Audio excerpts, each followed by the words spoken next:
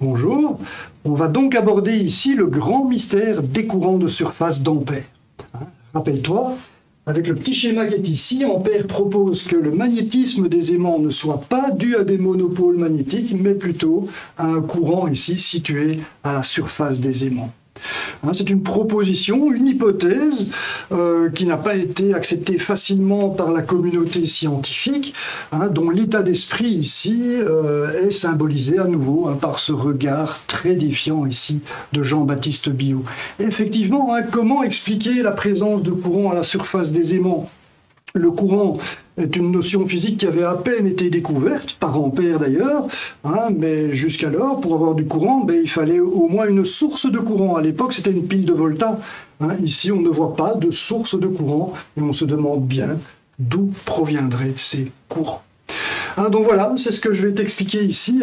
Quel est le mystère de ces courants de surface? Je vais tenter de t'expliquer ça. Je dis bien tenter parce que te donner une explication rigoureuse est tout à fait impossible. Ça doit se faire inévitablement dans le cadre de la physique quantique, qui est une branche de la physique extrêmement abstraite.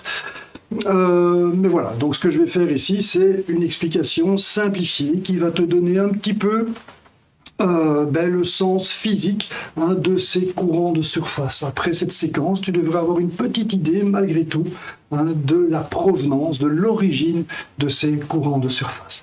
Alors j'en ai déjà dit un mot dans une séquence précédente, j'ai déjà dit qu'effectivement, on pouvait trouver des courants dans la matière, au travers des électrons qui circulent. La matière est faite d'atomes. Voici un atome d'hydrogène. J'ai ici un électron qui est attiré par un proton ici, qui sont bien de charge opposée, donc une attraction ici, exactement à l'image de la Lune qui est attirée par la Terre, par la force gravitationnelle. Et on sait bien que grâce à cette force gravitationnelle, la Lune peut rentrer en orbite autour de la Terre. Et cette orbite correspond en fait à un équilibre entre la force gravitationnelle qui attire la Lune sur la Terre et la force centrifuge qui a plutôt tendance à l'éloigner de la Terre. C'est vraiment cet équilibre qu'on a là dans ce mouvement orbital, dans cette orbite gravitationnelle. Alors ici, c'est une force de nature électrique qu'on a, mais là aussi, on peut trouver une trajectoire d'orbite ici qui correspond à cet équilibre entre force centripète, la force électrique ici, et la force centrifuge qui va avoir tendance à éloigner l'électron du proton de manière à obtenir un équilibre entre force centripète et force centrifuge. Voilà, et donc on a bien ici un électron en mouvement permanent, comme ceci, une charge en mouvement, ça crée bien sûr un courant. Je peux dire qu'au travers d'un plan, ici, j'ai un certain débit de charge qui crée un courant, c'est ce qu'on va appeler un courant orbital. Voilà, alors ça permet d'expliquer pourquoi il y aurait des courants dans la matière, effectivement. La matière est faite d'atomes, les atomes bien plus complexes que ça, avec beaucoup plus d'électrons qui tournent. Et donc on pourrait imaginer ici une multitude de petits courants partout dans la matière. Mais comment expliquer que les courants n'apparaissent qu'en surface d'après l'hypothèse d'Ampère? Dans un aimant, selon Ampère, les courants n'apparaissent que en surface. On voit bien qu'il y a quelque chose à rajouter à cette explication ici toute simple, qui consiste à dire qu'on a des courants à l'échelle microscopique. On voit bien que ces courants sont organisés de manière très particulière, de manière à ce qu'ils ne soient présents en réalité qu'à la surface des aimants. Voilà, donc tu te rends bien compte qu'il va falloir élaborer un petit peu sur base ici de ce mouvement orbital. Et c'est ce que je vais te proposer de faire. Alors comme ce que je vais faire est assez ardu, assez difficile à comprendre, je vais tout simplifier. Je vais commencer par une simplification ici dans la visualisation. Je vais tout représenter à 2 dimensions. Comme je le fais souvent, je vais prendre ici un petit observateur qui va nous dire ce qu'il voit. Qu'est-ce qu'il voit? Il voit ici l'orbite vue du haut. Voilà ce qu'il voit. Il voit ici le proton avec son électron en orbite.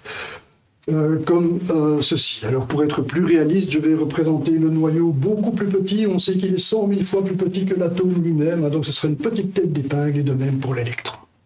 Voilà. Et cet électron, je le répète, subit la force électrique qui sera centripète ici, qui tire l'électron vers le proton. Et grâce au mouvement de rotation ici, il va aussi subir une force centrifuge. Et c'est quand on a équilibre entre force centrifuge et force centripète qu'on va trouver cette trajectoire ici, qu'on va appeler donc la trajectoire orbitale. Voilà, c'est ce qu'on va représenter ici. Cet électron tourne parce qu'il est à la fois attiré par le proton et à la fois éloigné par la force centrifuge. L'équilibre entre les deux fait qu'il peut suivre cette trajectoire circulaire orbitale. C'est une orbite électronique. Ceci est un atome d'hydrogène. Mais c'est un point de vue extrêmement naïf, bien sûr, sur l'atome d'hydrogène. C'est ce qu'on appelle la vision classique de l'atome d'hydrogène. C'est le modèle de Bohr de l'atome. Et ce modèle-là, on sait qu'il n'est pas suffisant pour expliquer les propriétés de l'atome. On sait bien depuis le début du XXe siècle qu'il faut décrire l'atome dans le cadre de la mécanique quantique. Et en mécanique quantique, une particule telle que l'électron est décrite comme une onde, c'est-à-dire que l'électron apparaît comme étant complètement délocalisé. Voilà, l'électron ici est noyé quelque part dans il se trouve à plusieurs endroits à la fois ici dans ce nuage électronique ou cette fonction d'onde, selon qu'on prend une description mathématique, on dira plutôt une fonction d'onde. Si on veut mettre l'insistance sur la physique, on parlera plutôt de nuage électronique. Mais voilà, alors c'est frappant, quand je montre ça à mes étudiants, en général ils froncent les sourcils en se disant « mais si j'ai ici une charge négative qui ne bouge plus, il n'y a plus de force centrifuge, il n'y a plus que la force ici électrique qui attire toute cette charge négative sur le proton qui est là, qui lui est de charge positive. Et donc cet atome devrait s'effondrer ici instantanément. » Mais bien sûr, il n'en est rien, parce que la mécanique quantique est une théorie complète qui contient cette idée d'équilibre entre force centrifuge et force centripète. Elle est inscrite, je dirais, de façon implicite, cette dynamique, cet équilibre entre force centrifuge et force centripète se trouve quelque part enfermé dans les mathématiques qui décrivent cette onde stationnaire qui représente l'électron de façon totalement délocalisée. Voilà, alors pour représenter ça, je vais représenter l'idée que cette fonction d'onde contient ce mouvement de rotation. Tout ça pour dire qu'il y a bien dans cette fonction d'onde l'expression de la force centrifuge équilibrée par la force centripète, la force électrique. Voilà. On va dire en mécanique quantique que la fonction d'onde ici est caractérisée par un certain moment cinétique, qu'on peut d'ailleurs définir ici au niveau classique. Le moment cinétique est une grandeur qui est proportionnelle à la masse de l'électron et sa vitesse, etc. Voilà, donc on va dire que cette fonction d'onde possède un moment cinétique qui correspond donc à cette idée de mouvement. Et là, qu'est-ce qui se passe? Je vois des charges électriques négatives ici qui passent au travers d'un plan que je dessine maintenant. J'ai donc un débit de charge ici au travers de ce plan. Ça veut dire que j'ai un courant. Un courant qui est quelque part comparable au courant qu'on peut avoir à partir d'une pile de volta dans cette tige métallique ici. Si je ferme le contact, j'aurai bien un passage d'un courant. Je vais regarder avec la loupe ici. Selon Ampère, ce courant, c'est un courant de particules, ici des électrons, qui créent un courant. Si j'ai un courant, j'ai un champ magnétique. Et donc, je m'attends à avoir un champ magnétique ici aussi. Il n'y a pas de raison. Ok, ici, on a un courant qui est toutefois de nature très différente. Ici, on a un courant à l'échelle microscopique qui est un courant orbital, je pourrais l'appeler comme ça, tandis qu'ici, j'ai ce qu'on appelle un courant de conduction. Les électrons sont vus comme des petites particules qui doivent frayer leur chemin ici dans la matrice cristalline de la tige métallique ici. Il y a des collisions, il y a de l'agitation thermique, et c'est pourquoi, dès que je vais lâcher le contact ici, dès que je supprime le contact avec la pile de volta, le courant s'arrête, et bien sûr, le champ magnétique s'arrête instantanément. Ici, on ne voit pas trop comment on ferait. Comment est-ce que je ferais pour arrêter le courant et donc le champ magnétique? On ne peut pas. Tant que cet atome existe, ce champ magnétique-là existera. Voilà, donc c'est un courant de nature très différente. Ça, c'est un courant à l'échelle macroscopique, c'est le courant de conduction. Ici, c'est le courant qu'on peut caractériser d'orbital à l'échelle microscopique, à l'échelle atomique, c'est tout petit. Mais voilà, ça existe néanmoins, il y a bien un courant, et donc il y a bien génération d'un champ magnétique. Génération d'un champ magnétique tout autour, ici je ne l'ai représenté que là, mais tu te rends bien compte, voilà, je peux arriver ici, et représenter ici les lignes de champ, avec le pouce dans le sens du courant, voilà. Inutile de dire que je considère que l'électron ici a une charge positive, pour ne pas devoir chaque fois inverser la règle de la main droite. Donc voilà, on va considérer que l'électron a une charge positive, ce sera plus simple. Règle de la main droite, le courant va par là, le champ magnétique va par là, le courant va par là, le champ magnétique va par là. Voilà, alors pour bien visualiser ces lignes de champ qu'on voit un petit peu du haut, comme ceci ici, il y a une perspective, une profondeur dans ces lignes de champ. Je vais mettre un petit observateur ici qui va nous dire ce qu'il voit. Et qu'est-ce qu'il voit? Ben, il va voir des lignes de champ comme ceci, hein, qui lui font face. Cette fois-ci, j'en ai représenté plusieurs. Voilà, j'ai un courant effectivement qui plonge ici. Le courant plonge là, je mets donc mon pouce par là, et je vois que les lignes de champ vont bien par là. Ici, le courant sort. Tu vois que le mouvement du nuage électronique est comme ceci. Il sort là. Je vois bien que les lignes de champ vont dans ce sens-là. J'ai des lignes de champ qui sortent ici, comme si j'avais un pôle nord. Ici, tout est comparable en réalité à ce qui se passe au niveau de la Terre. Au niveau de la Terre, le champ magnétique est dû à des mouvements de convection qui pourraient ressembler à ça.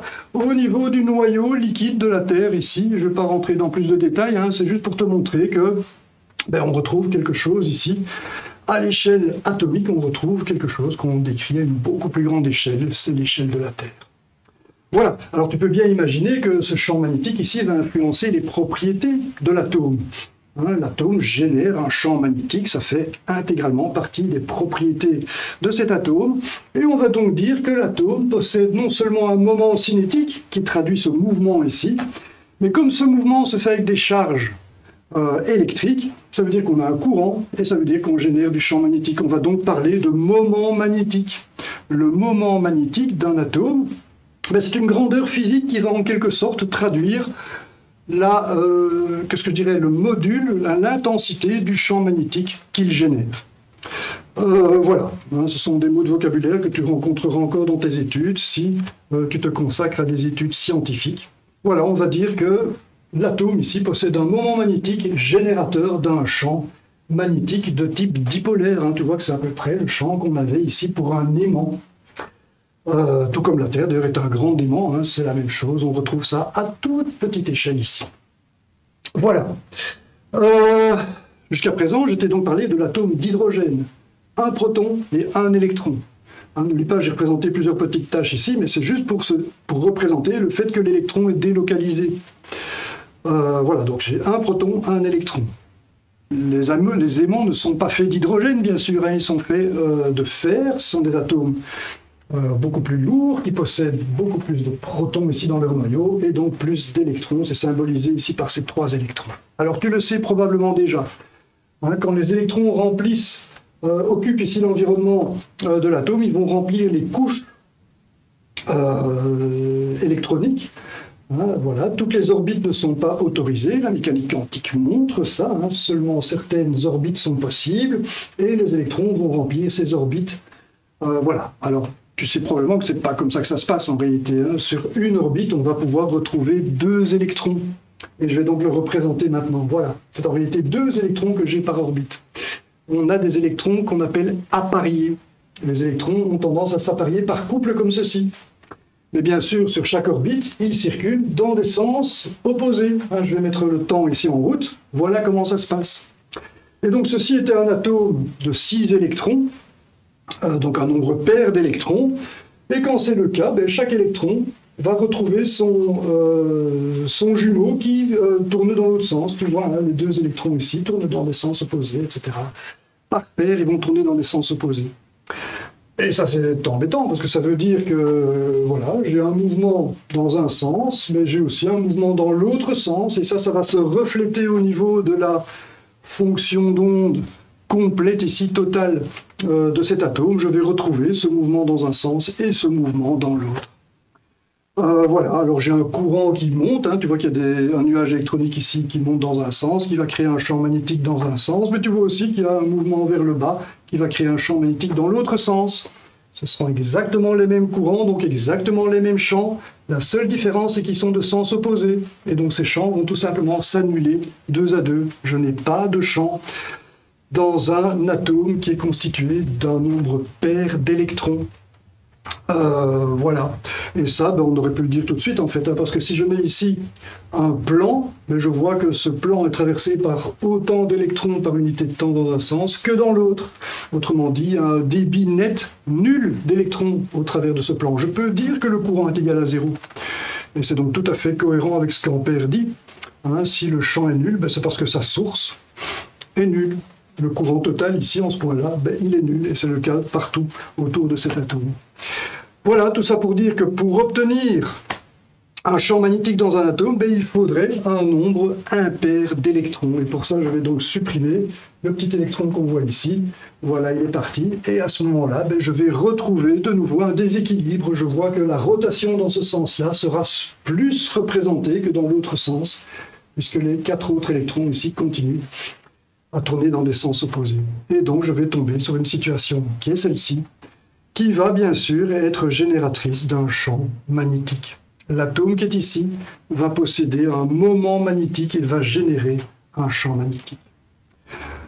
Voilà, alors le problème continue parce que ce nombre impair d'électrons ne se retrouve pas dans le fer qui constitue les aimants.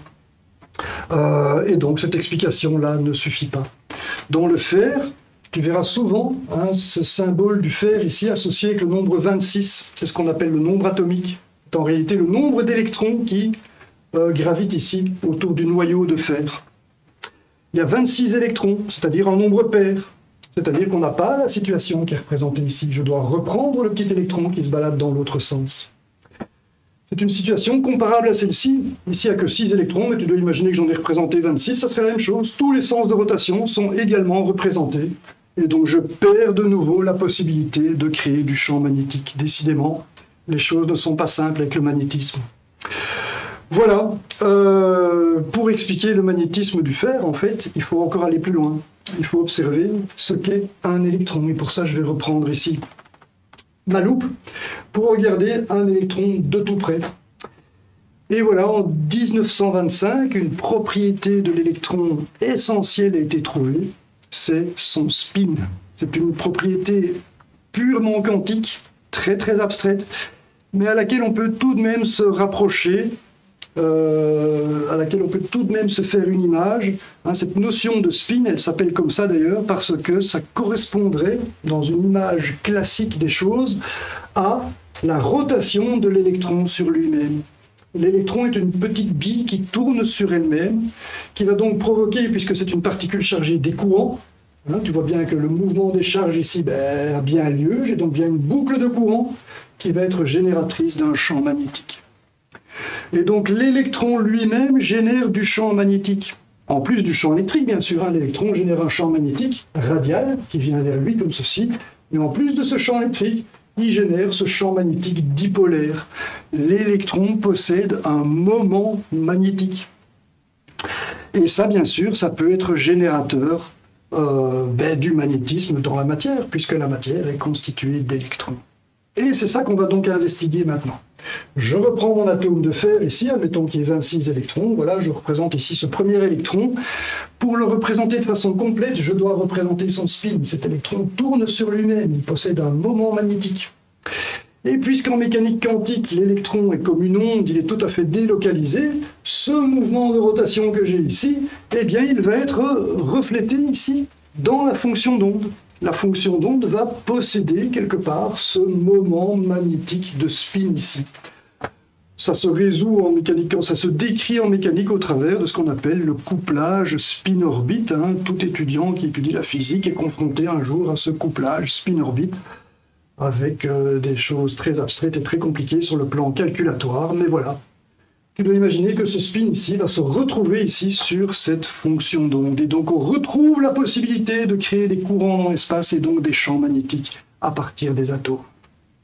Le problème, c'est que quand deux électrons s'apparient, ils inversent leur spin.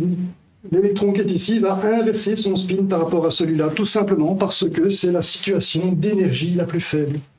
Dans la nature, c'est toujours comme ça. Si cet objet qui possède une certaine masse a toujours tendance à descendre. Si je le lâche, il va descendre plus bas. Pourquoi est-ce qu'il va plus bas? C'est parce que là, il possède moins d'énergie gravitationnelle que s'il est là.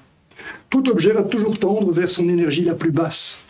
Et puisque l'énergie la plus basse correspond à des sens de rotation opposés, c'est ce qui apparaît spontanément. Et donc les électrons s'apparient toujours en opposant leur spin dans un sens, dans l'autre, dans un sens, dans l'autre. Ici. Et de nouveau, la fonction d'onde ici ne possédera pas de moment magnétique total, ni orbital, ni de spin, ni orbital parce qu'ils tournent toujours dans des sens opposés, ni de spin parce qu'ils tournent sur eux-mêmes dans des sens opposés. et à nouveau, on est perdu. Il faut encore faire un pas supplémentaire et se demander ce qui pourrait bien se passer. Qu'est-ce qui fait que le fer génère du champ magnétique? Mais c'est parce que le fer, il n'apparaît pas sous forme d'atomes. Quand on prend un aimant, on prend un groupe d'atomes. Et il se fait que le fer s'organise de façon à ce que les atomes se mettent sous forme d'un réseau. Un réseau qu'on appelle à maille cubique centrée. Je ne vais pas du tout rentrer dans les détails ici.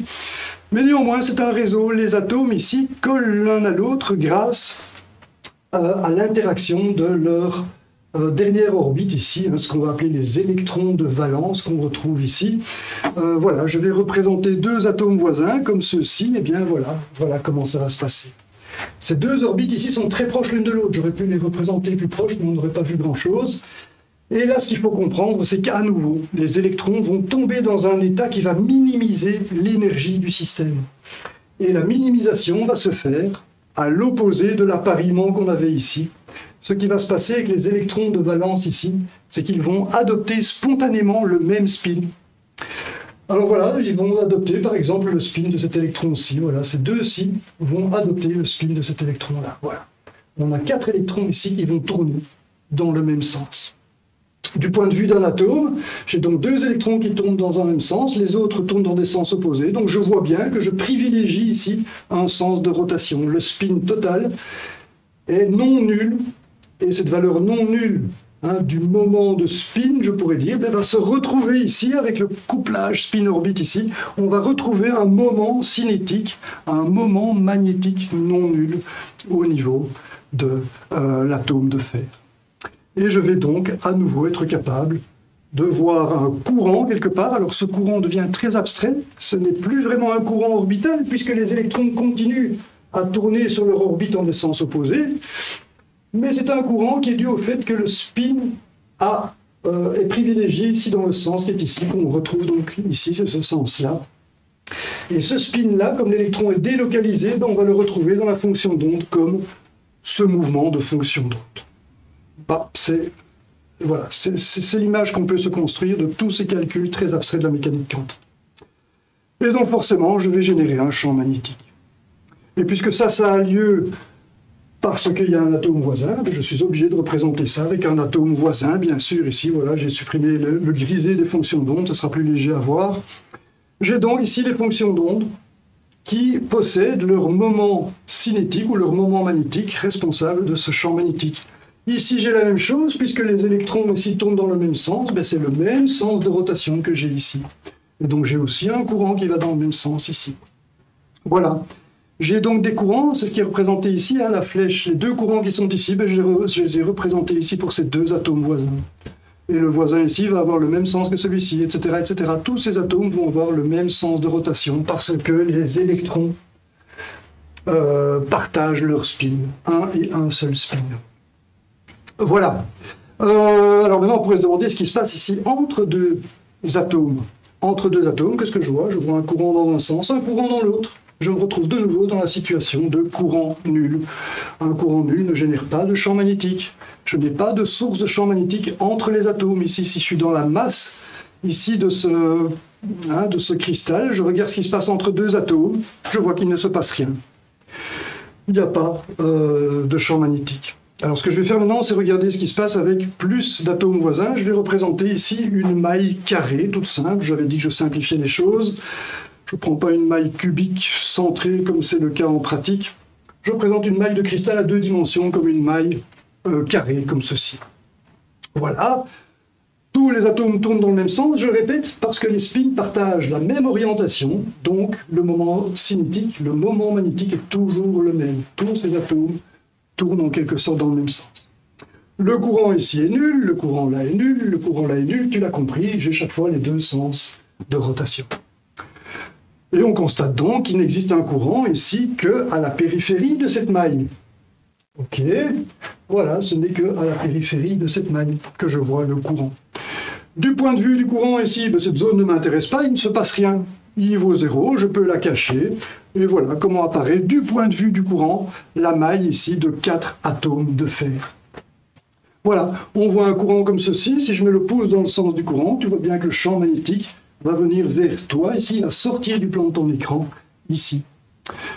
Voilà, on voit apparaître donc cette notion de courant de surface d'ampère. Ici, pour un tout petit cristal de fer de 4 atomes, mais il faut bien sûr l'imaginer à beaucoup plus grande échelle, mais c'était exactement la même chose.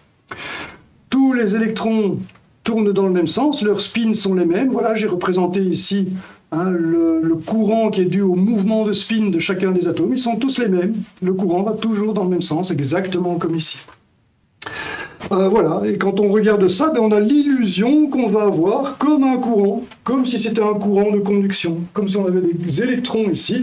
Ici, les électrons tournent par là, on a l'impression qu'ils continuent en fait.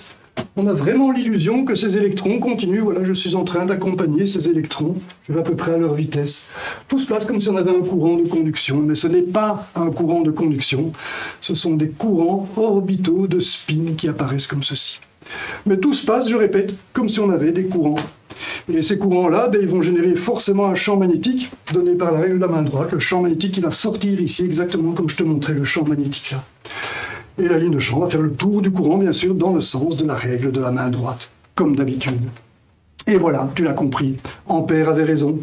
Avec sa proposition ici, Ampère avait tout à fait raison. Il a fallu attendre très longtemps pour l'expliquer, bien plus d'un siècle.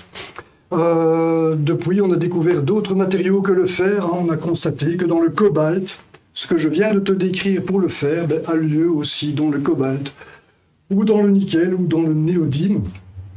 Le néodyme, ou encore d'autres métaux ou des composés. On fait souvent des alliages. Voilà, le néodyme, c'est un exemple important, puisque voici un aimant néodyme. Ce sont des aimants très puissants que tu peux trouver dans le commerce. Ils sont très puissants parce que les courants de surface qu'on peut avoir ici, les courants dont l'origine est le spin de l'électron, sont très très grands. Les couplages de spin sont très forts. Et on a des courants ici qui peuvent être gigantesques, voire des dizaines ou des centaines de milliers d'ampères. Ça peut paraître très étonnant, mais c'est pourquoi ces aimants peuvent être dangereux. Si tu en prends deux en main et que tu ne prends pas garde, que tu coinces ton doigt entre les deux, tu peux vraiment te faire très très mal. Voilà, on va terminer ici avec une petite remarque sur le génie d'Ampère. Tu peux imaginer ce que représente sa proposition ici. On est en 1820, il propose qu'à la surface des aimants, il y ait des courants de surface. Il le propose tout simplement sur base d'un raisonnement extrêmement élégant par sa simplicité et surtout son efficacité.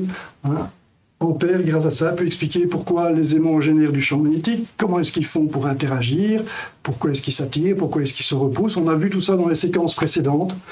Voilà, c'est d'une puissance hallucinante au travers de sa simplicité. Donc voilà, la science moderne lui a donné raison. On peut dire que André-Marie Ampère est un scientifique de toute grande classe, comme je l'ai déjà dit à plusieurs reprises. Voilà, c'est ici que cette séquence se termine. Je te remercie pour ton attention et te dis à très bientôt pour de nouvelles découvertes.